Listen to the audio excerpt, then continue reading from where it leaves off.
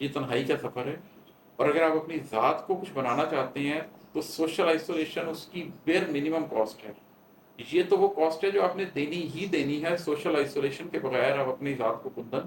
نہیں کر سکتے۔ یہ جو نسل انسانی ہے آدم سے لے کر آج تک، اس وقت بھی 8 ارب سے اوپر لوگ دنیا میں زندہ ہیں، اس نفوس نسل انسانی کے کچھ خاص غم ہیں جو ہر زمانے میں ہوتے ہیں، جو زمان و مکان کی قید سے یہ آزاد ہے۔ بسم اللہ الرحمن الرحیم۔ آج اپنی کتاب کیمیا گھر کی ایک اور غزل کو آپ کے ساتھ ڈسکس کرتا ہوں۔ اس غزل کا جو ردیف ہے وہ ہے چاہتے ہو تم، لیکن ان تمام اشعار کے اندر ایک تو آپ کو عمومی معنی نظر آئے گا کہ جیسے میں کسی شخص سے مخاطب ہوں، مگر میں نے جب یہ غزل لکھی تو میں اس چیز کو جانتا ہوں کہ یہ جس شخص سے میں مخاطب ہوں وہ میری اپنی ہی ذات ہے، اور ایک طرح سے میں خود کلامی کر رہا ہوں۔ بس اوقات یہ ہوتا ہے کہ آپ کی ظاہر کی ذات آپ کی باطن کی ذات سے گفتگو کر رہی ہوتی ہے، اور آپ کی باطن کی ذات آپ کی ظاہر کی ذات سے گفتگو کر رہی ہوتی ہے، اور آپ کو بتانے کی کوشش کر رہی ہوتی ہے کہ ہم دونوں ایک پیج پر نہیں ہیں، ہم دونوں ایک سوچ ایک نظریے کے حامل اس وقت نہیں ہیں۔ تو اس تناظر میں بھی اس غزل کو دیکھا جا سکتا ہے۔ اس کا مطلب ہے کہ گریزاں ہو مگر پھر بھی بلانا چاہتے ہو تم، گریزاں ہو مگر پھر بھی بلانا چاہتے ہو تم، خاموشی بھی بسط صورت جتانا چاہتے ہو تم۔ جب میں نے اپنی زندگی میں آغاز کیا اپنی ذات کے سفر کا، تو بہت موقعوں پر مجھے یہ محسوس ہوتا تھا کہ جو میری اندر کی ذات ہے وہ مجھ سے ناراض ہے، اس لیے کہ جو میرے 24/7 کی زندگی تھی، جو میرے زندگی کے اندر کیے جانے والے اقدامات تھے، جو میرے شب و روز کی ایک روٹین تھی، وہ میری اندر کی ذات کو پسند نہیں تھی، اور ایک گریزاں ہونے کا احساس مجھے رہتا تھا کہ میرا قلب مجھ سے گریزاں ہے، وہ مجھ سے خوش نہیں ہے، لیکن وہ اس خاموشی کو بسط صورت مجھے جتانا بھی چاہتا تھا۔ اندر سے ایک مسلسل ہلکی ہلکی جو پنچ کرتا رہتی ہے ذات آپ کو، وہ بھی ہو رہی تھی۔ تو یہ بسا اوقات لوگوں کے ساتھ بھی ہوتا ہے کہ آپ گریزاں تو ہوتے ہیں مگر بلانا بھی چاہتے ہیں، آپ نے خاموشی اختیار کی ہوتی ہے لیکن آپ کسی بہانے سے وہ جتانا بھی چاہتے ہیں۔ لیکن بسا اوقات آپ کی اپنی ذات کے ساتھ بھی ایسا ہوتا ہے کہ آپ کا قلب آپ سے گریزاں بھی ہوتا ہے، لیکن وہ اپنی اس خاموشی کو آپ کو جتانا بھی چاہتا ہے کہ دیکھو تم جو زندگی گزار رہے ہو وہ میرے حق میں بہتر نہیں ہے، تمہارے اپنی ذات کے حق میں بہتر نہیں ہے۔ گریزاں ہو مگر پھر بھی بلانا چاہتے ہو تم، خاموشی بھی بسط صورت جتانا چاہتے ہو تم۔ اور ہے کہ ہمیں سے دوستی ہے اور ہمیں سے ہے عداوت بھی، ہمیں سے دوستی ہے اور ہمیں سے ہے عداوت بھی، ہمیں کچھ دور رکھنا کچھ منانا چاہتے ہو تم۔ یہ پھر ایک طرح سے دل کے اندر کی آواز ہے، قلب کی آواز ہے کہ دیکھو تمہاری مجھ سے دوستی بھی ہے، تم چاہتے ہو کہ قلب زندہ ہو جائے، تم چاہتے ہو کہ تمہارے اندر کا انسان اپنی حقیقی شناخت کو پالے، لیکن ہمیں سے تم نے عداوت بھی رکھی ہوئی ہے۔ تم جو عمل کرتے ہو وہ مجھے نقصان پہنچانے کا حامل ہوتا ہے، تم جو عمل کرتے ہو اس سے اندر کی ذات کو نقصان پہنچتا ہے۔ ہمیں سے دوستی ہے اور ہمیں سے ہے عداوت بھی، ہمیں کچھ دور رکھنا کچھ منانا چاہتے ہو تم۔ یہ زندگی کی ان سٹیجز کے بارے میں دوبارہ بات کرتا ہے جب ابھی آپ اپنے آپ کو ایک نہیں کیا ہوتا، جب ابھی آپ ایک سالڈ راک کے اوپر نہیں بیٹھے ہوتے بلکہ شفٹنگ سینڈ کی طرح آپ کے جذبے آپ کی سوچیں بدل رہے ہوتے ہیں۔ تو اگین انسانوں کے درمیان تو یہ ہوتا ہی ہے کہ کسی شخص کے ساتھ ہمارے رویے ایسے ہوتے ہیں کہ کبھی لگتا ہے کہ اس سے دوستی ہے، کبھی لگتا ہے دعوت ہے، کبھی اسے قریب لانا چاہتے ہیں، کبھی دور لے جانا چاہتے ہیں۔ لیکن ہماری اپنی ذات کے اندر جب اس طریقے سے کشمکش شروع ہو جائے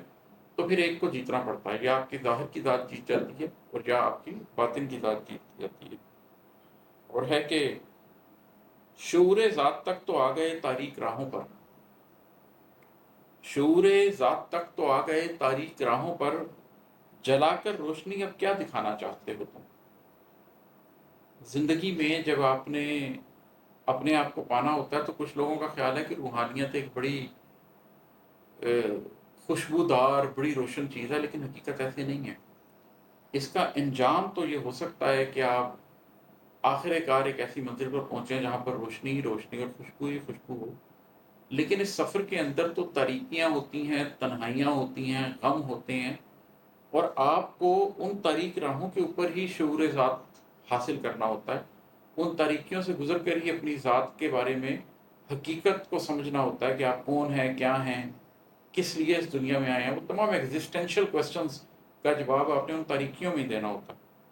تو شعور ذات تک تو آ گئے، تاریک راہوں پر جلا کر روشنی اب کیا دکھانا چاہتے ہو تم؟ اگر آپ کی زندگی میں کوئی شخص آتا ہے جو آپ کو کہتا ہے کہ اب میں شمع جلا کے، اب میں روشنی جلا کے تمہیں بتا سکتا ہوں کہ راستہ کدھر ہے، تو آپ مسکراتے ہیں اور آپ کہتے ہیں کہ اب تو میرا قلب شمع بن چکا ہے، اب تو میرے اندر سے روشنی پھوٹ رہی ہے۔ وہ سارے راستے جن کے اندر مجھے روشنی کی ضرورت تھی، اس میں تو کوئی ہادی، اس کے اندر تو کوئی مہربان، کوئی ناخدا، کوئی ناسے، کوئی نہیں ملا۔ اس کے اندر تو ہم نے سارا کچھ خود کیا اور تاریک راہوں کے اوپر راستے تلاش کیے، اور اب جب کہ ہم خود ایک چراغ بن چکے ہیں اور دوسروں کو راستہ دکھا سکتے ہیں، تو اب کوئی ہمیں روشنی دکھا کر کیا جتانا چاہتا ہے؟ اب کیا دکھانا چاہتا ہے وہ؟ اور ہے کہ خوشی کا کیوں پتہ پوچھا ہے اتنے سال بعد آخر؟ خوشی کا کیوں پتہ پوچھا ہے اتنے سال بعد آخر؟ کہو کیا حاصل ہستی گنوانا چاہتے ہو تم؟ حاصل ہستی کیا ہے؟ میں اکثر اس بات کا ذکر کرتا ہوں کہ ایک تو وہ غم ہے جو آپ کے اوپر آ پڑتا ہے اور آپ اس کی وجہ سے کراہتے ہیں، آپ اس کی وجہ سے تکلیف میں ہوتے ہیں۔ لیکن ایک وہ غم ہے جو شعوری طور پر اختیار کرتے ہیں، کیونکہ آپ یہ بات جان لیتے ہیں کہ یہ دنیا امتحان گاہ ہے، اور اس امتحان گاہ میں مجھے بہت سی لطافتیں چھوڑنی پڑیں گی، بہت سے مزے چھوڑنے پڑیں گے، بہت سی خوشیاں چھوڑنی پڑیں گی، اس لیے کہ میں نے غم ہستی کو پانا ہے۔ غم ہستی کو پاؤں گا تو اپنی زندگی کے سارے ایگزسٹینشیل کویسچنس کا جواب دے پاؤں گا۔ تو جب آپ اپنی ایک پوری زندگی گنوا کر اس غم ہستی کو پاتے ہیں، جس سے آپ کو شعور آتا ہے، کائنات کا شعور آتا ہے، ذات کا شعور آتا ہے، خدا کا شعور آتا ہے، اس زمان و مکان کے پورے کھیل کا شعور آتا ہے، اس وقت پھر اگر آپ خالی خوشیوں کے پیچھے بھاگیں تو بڑا عجیب سوال پیدا ہوتا ہے کہ آخر تم کچھ یہ کیوں کرنا چاہتے ہو؟ خوشی کا کیوں پتہ پوچھا ہے اتنے سال بعد آخر؟ کہو کیا حاصل ہستی گنوانا چاہتے ہو تم؟ اب جب تم غم ہستی تک پہنچ چکے ہو اور زندگی کے بڑے بڑے مقاصد کی طرف چلنا چاہتے ہو، تو اب سیٹسفیکشن کے پیچھے بھاگو، اطمینان کے پیچھے بھاگو۔ وہ تو سمجھ آتا ہے خوشی ایک بہت سطحی چیز ہے، جب آپ غم ہستی پالیں تو پھر آپ خوشی کے پیچھے ہرگز نہیں بھاگتے۔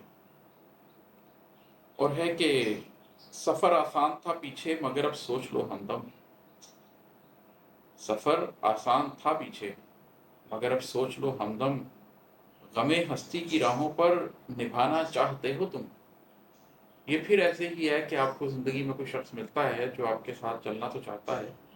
لیکن جو زندگی کے سادہ سفر ہیں، کسی کے ساتھ بزنس پارٹنرشپ کرنی ہو، کسی کے ساتھ زندگی کے کچھ سال شیئر کرنے ہوں، کسی کے ساتھ زندگی کی خوشیاں غمیاں شیئر کرنی ہوں، وہ آسان کام ہے۔ لیکن اگر کوئی شخص آپ کا غم ہستی کا شریک حیات ہونا چاہے، کوئی یہ چاہے کہ غم ہستی کے اس سفر پر وہ آپ کے ساتھ چلے گا، تو پھر آپ کو اس سے یہ پوچھنا ہی پڑتا ہے کہ بھائی جو پیچھے تم نے میرے ساتھ زندگی گزاری ہے، اس شخص کے ساتھ زندگی نہیں گزارنی اب تم نے۔ سفر آسان تھا پیچھے مگر اب سوچ لو ہمدم، غم ہستی کی راہوں پر نبھانا چاہتے ہو تم۔ جب آپ زندگی میں یہ معنی پا لیتے ہیں اور آپ غم ہستی کی راہوں پر چلنا چاہتے ہیں،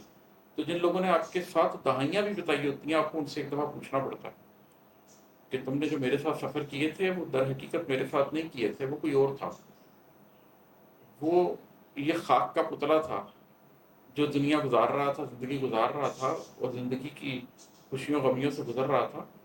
اب میں جس سفر پر ہوں اس سفر پر کیا تم میرے ساتھ چلنا چاہو گے؟ اور عموماً یہ ہوتا ہے کہ وہ لوگ جنہوں نے صدیاں آپ کے ساتھ گزاری ہوتی ہیں،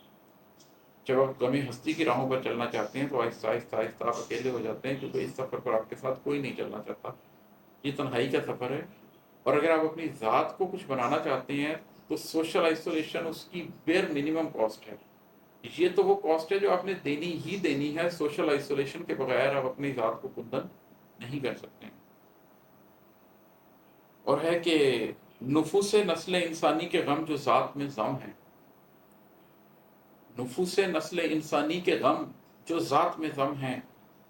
انہیں اب آنکھ کے در پر سجانا چاہتے ہو تم۔ یہ جو نسل انسانی ہے، آدم سے لے کر آج تک، اس وقت بھی 8 ارب سے اوپر لوگ دنیا میں زندہ ہیں، اس نفوس نسل انسانی کے کچھ خاص غم ہیں جو ہر زمانے میں ہوتے ہیں، جو زمان و مکان کی قید سے یہ آزاد ہے۔ وہ آج سے 5,000 سال پہلے کے انسان کے ساتھ بھی تھے، وہ 500 سال پہلے کے انسان کے ساتھ بھی تھے، وہ آج کے انسان کے ساتھ بھی ہیں، وہ مسلمان کے ساتھ بھی ہیں، وہ ہندو کے ساتھ بھی ہیں، وہ ایتھیسٹ کے ساتھ بھی ہیں، پڑھے لکھے کے ساتھ بھی ہیں، وہ غریب کے ساتھ بھی ہیں۔ اس زندگی کے کچھ ایگزسٹینشل کویسچنز ہیں، اور ان ایگزسٹینشل کویسچنز کے ساتھ کچھ غم ہیں۔ آپ ان کو انٹرپریٹ جیسے بھی کریں، وہ غم بہرحال آپ کو محسوس ہوتے ہیں۔ ایک فانی زندگی کے غم ہر شخص کو محسوس ہوتے ہیں۔ کوئی شخص صرف اپنی زندگی پہ گزرنے والے ان غموں کو اپنی ذات کے اندر ضم کرتا ہے، مگر جو لوگ شعور رکھتے ہیں وہ نسل انسانی کے ان تمام غموں کو دیکھتے ہیں اور سمجھتے ہیں۔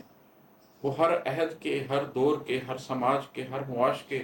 ان غموں کو سمجھتے ہیں اور جان لیتے ہیں کہ یہ ان کی ذات کا غم نہیں ہے۔ وہ اس کو جنرلائز کر کے دیکھ سکتے ہیں، اور ان کو یہ سمجھ آ جاتی ہے کہ یہ نفوس نسل انسانی کے غم ہے، نفوس نسل انسانی کے غم ہے۔ اور پھر وہ یہ سمجھ جاتے ہیں کہ یہ غم آہستہ آہستہ ان کی ذات میں ضم ہو جائیں گے، تبھی وہ پوری دنیا کا غم اپنے قلب کے اندر محسوس کر سکیں گے۔ تو نفوس نسل انسانی کے غم جو ذات میں ضم ہیں، انہیں اب آنکھ کے در پر سجانا چاہتے ہو تم، کہ تم نے پوری دنیا کے جن غموں کو سمجھ بھی لیا اور اپنی ذات میں ضم بھی ہونے دیا، اور اب جب تم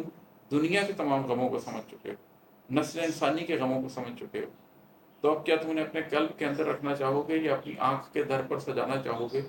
کہ دنیا کو نظر آئے کہ نسل انسانی کے دکھ کیسے انسان کی آنکھ میں بہتے ہیں، اور کیسے انسان کا جنرلائزڈ دکھ ایک شخص کے اندر اتر سکتا ہے اور پھر اسے ایک شخص کے ذریعے باقی دنیا تک بھی پہنچ سکتا ہے۔ کچھ لوگ یہ فیصلہ کرتے ہیں کہ وہ ان غموں کو سمجھنے کے بعد اپنے اندر سمو لیں گے اور اس کے ساتھ ہی لے جائیں گے، اپنے ساتھ ہی قبر میں لے جائیں گے۔ اور کچھ لوگ پھر یہ چاہتے ہیں کہ جب وہ ان غموں کو سمجھ لیں تو پھر ہمت کریں، حوصلہ کریں، اور دوسروں کو انسانی نسل کے جو غم ہیں ان کے بارے میں بتانے کی کوشش کریں، تاکہ لوگ بھی ایگزسٹینشل کویسچنس کو سمجھ سکیں کہ وہ کیا لازوال چیزیں ہیں جو انسانوں کو درپیش آتی رہی ہیں اور انہیں بھی درپیش آ رہی ہیں۔ اور مقطع ہے اس کا کہ وہی ایک دکھ جو چلتا آ رہا ہے 7 نسلوں سے، وہی ایک دکھ جو چلتا آ رہا ہے 7 نسلوں سے، عماد احمد اسے اپنا بنانا چاہتے ہو تم۔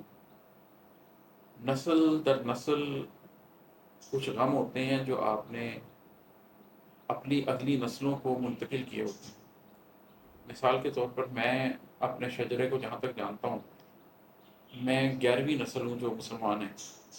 11 جنریشن پر جا کر ہندو مل جاتے ہیں بیچ میں، اور بیچ میں کچھ ایسے بھی لوگ ہیں، جیسے میرے دادا نے جن خاتون سے شادی کی جو میری دادی ہیں، میری دادی جان کے پردادا سکھ تھے، تو بیچ میں اور نسلیں بھی داخل ہوتی ہیں۔ تو میرے پاس کیونکہ میرے والد کو بڑا انٹرسٹ تھا ان سبجیکٹس میں، اور وہ اپنے خاندان پر اور اس کے بیک گراؤنڈ کے اوپر ریسرچ کرتے رہتے تھے کہ ہم کب مسلمان ہوئے، کیا کرتے رہے۔ تو ایک چیز جو میں نے اس پورے سفر میں محسوس کی وہ ہجرت تھی، اور مجھے احساس ہوا کہ پچھلے 8 9 10 نسلوں سے جب سے میں اپنے خاندان کو جانتا ہوں، ان کی داستان ایک ہجرت کی داستان ہے۔ اور پھر ایک مسلمان ہونے کی حیثیت سے جب میں نے قرآن پڑھا تو مجھے پتہ چلا کہ قرآن کے اندر بذات خود ایک ہجرتوں کی داستان ہے، کیونکہ وہاں پر قصص الانبیاء ہیں اور وہ بھی ایک ہجرتوں کی کہانی ہے۔ تو جب میں نے پڑھا کہ مذہب میں بھی ہجرتوں ہی کی کہانی ہے، اور اپنی 7 نسلوں کو بھی ایسے ہی دیکھا کہ ہجرتوں ہی کی ایک کہانی ہے، تو اس تناظر میں یہ ایک غم ہے کہ وہی ایک دکھ جو چلتا آ رہا ہے 7 نسلوں سے، عماد احمد اسے اپنا بنانا چاہتے ہو تم۔ وہ جو ہجرتوں کا ایک غم ہے، اگرچہ میں نے اپنی زندگی میں فزیکل ہجرت نہیں کی، لیکن میٹافوریکلی اس غم کو میں نے بہت محسوس کیا۔ اور پھر جو بنواس میں نے اپنے اندر کاٹا، اس کے اندر میں اپنے اندر کے سفروں کو بھی ان ہجرتوں کے نام پر ہی میں نے تشکیل دیا، اسی پر ان کو تعمیر کیا۔ تو اس کے تناظر میں یہ شعر تھا جو آپ کو سنایا۔ بہت شکریہ۔